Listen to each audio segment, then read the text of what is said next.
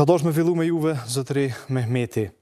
Gjyqësori vazhdon të vuaj nga mbi ngarkesa e lëndëve në të gjitha lëmit, por sidomos në lëmin civile.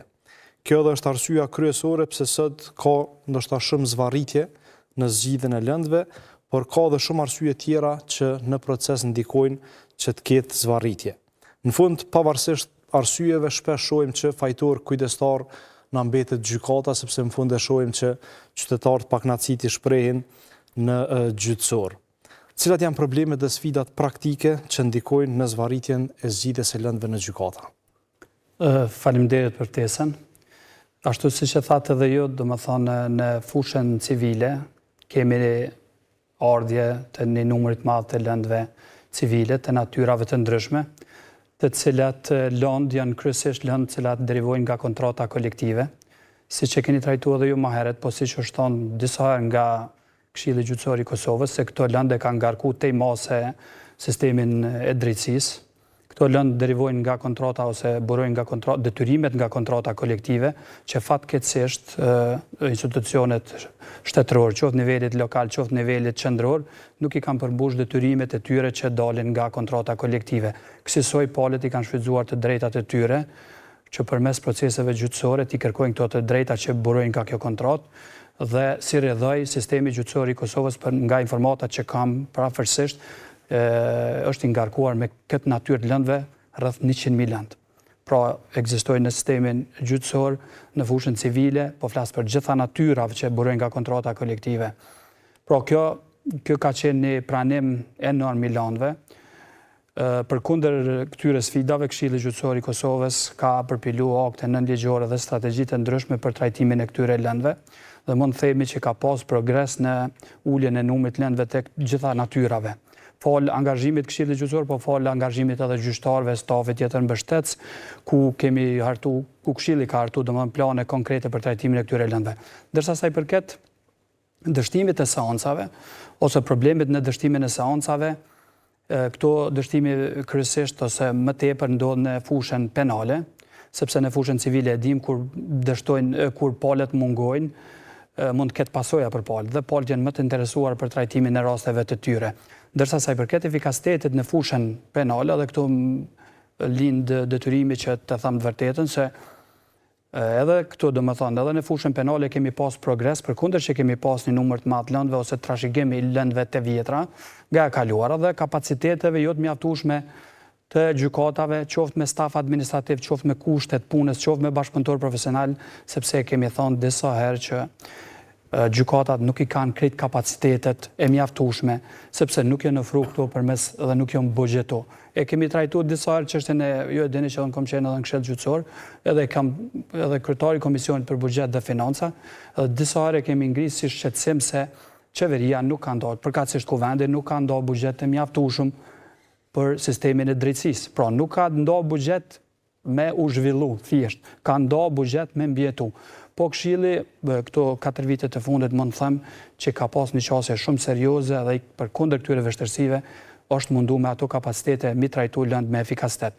Kur them mi trajtu lëndë me efikasitet, ka ngrit përgjithësinë, ka bë strategji, ka përpilu strategji, ka formu komisione përkatëse, mi monitoru këto strategji dhe besoj që kanë dhënë efekt këto strategji. Përkundër gjitha këtyre veprimeve, angazhimeve të Këshillit, po edhe gjykata, mos harrojmë gjyqtarëve që duhet në këtë rast edhe t'i falenderoj për angazhimet që ka pas, ka vështirësi dhe ka ngecje.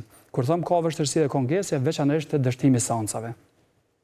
Kur flasim për dështimin e seancave, po flas fushën penale, e kam parasysh se ka shumë faktorë që ndikojnë. Dhe nuk mund t'ja atribuojmë këtë dështimet e seancave ose shtyrjen e seancave vetëm gjykatave. Kisha me thonë, mas pakti kanë impakt ose faj ose mosveprim gjykatat, sepse janë disa faktorë tjerë që unë kisha nda në tre faktorë. Po tani besoj që gjatë emisionit do t'i sqaroj ma detaje, që mund të jenë faktor teknik ose edhe procedural, faktor tjerë që mund të jenë mungesa e palëve në seancë dhe palëve dhe subjektëve tjera, pastaj edhe disa faktorë që lidhen drejt për drejt me gjykatën, që këtu vjen shprehje kapaciteti gjykatave, përkthimi, çështje tjera teknike, mungesa e kushteve e shumë faktorë tjerë. Pra, përkundër gjitha përpjekjeve që i ka marrë Këshilli, prapë edhe për Këshillin ka qenë shqetësuese se ka pas një numër të dështimit të seancave ose shtyrjes seancave përtej kufeve ligjore ose përtej kritereve ligjore. Kaq mund të thëmë për hyrje, po besoj që gjatë vazhdimit mund të disqarojmë cilat janë... Do të ndalemi konkretisht edhe për diskutim në tema më specifike që janë tema problemore që ndikojnë në zvarritje, por po ashtu edhe në dështim të rasteve. Zoti Shefqeti, sipas jush, cilat janë problemet dhe sfidat që ndikojnë në zvarritjen e lëndëve për të zgjidhur si në prokurori, si në gjykata? Faleminderit, vetëm ashtu si të tha gjyqtari nderuar, i përmendit të gjitha ato të cilat qëndrojnë. Ne konsiderojmë që përveç atyre teknike që u përmenden, ka edhe shumë sfida ose problemet e tjera që janë përmbajtësore. Qoftë në aspektin procedural, faktik, por edhe ligjor. Për shembull, ne kemi një ligj procedurës kontestimore të vitit 2018, i cili ka përcaktuar soncën përgatitore që për bindjen tonë s'do duhet të ekzistonte fare.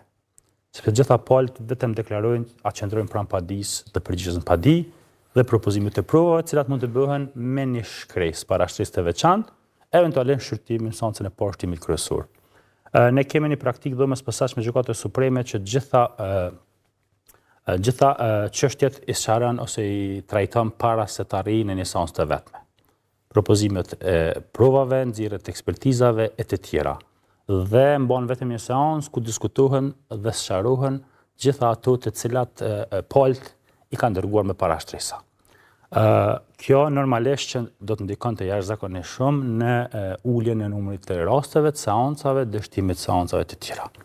Normalisht konsiderojmë atë sa kemi pa që me që ligji procedurës kontestimore lejon përfaqësim edhe nga ata që janë avokat, e në dhumë të posaçme kjo nuk lejohet, sepse kjo do të kontribonte në efikasitet të procedurës, posaçërisht për disa raste, mos themi për çështje familjare të besimit të fëmijëve apo pronësore, ku do të mund të kishim disa seanca, por jo seanca pafundësisht.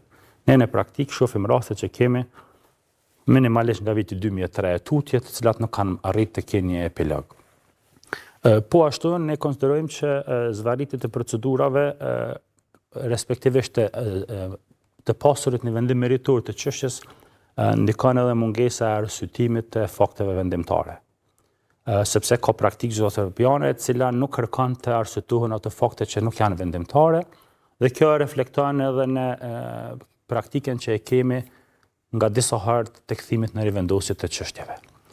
Normalisht, gjitha këtu së bashku ndikojnë realisht edhe mungesat e avokatëve flasën në çështje civile, dhe mos përgatitje në disa raste të gjyqtarëve me lëndën, sepse mund të aprovohen propozime apo të refuzohen edhe kur mund të jenë që i kontribuojnë rrethonave të zgjidhjes konkrete të faktit. Një çështje tjetër për shembull aktualisht e kemi zgjidhjen e martesës kur kemi marrëveshje, e cila për bindjen tonë nuk do duhet të ishte çështje gjyqësore, sepse s'ka asnjë kontest mes palëve i cili do duhet të merrte një vetë tutje që të pritej nga palët për të zgjidhur një çështje e cila nuk ka kontest.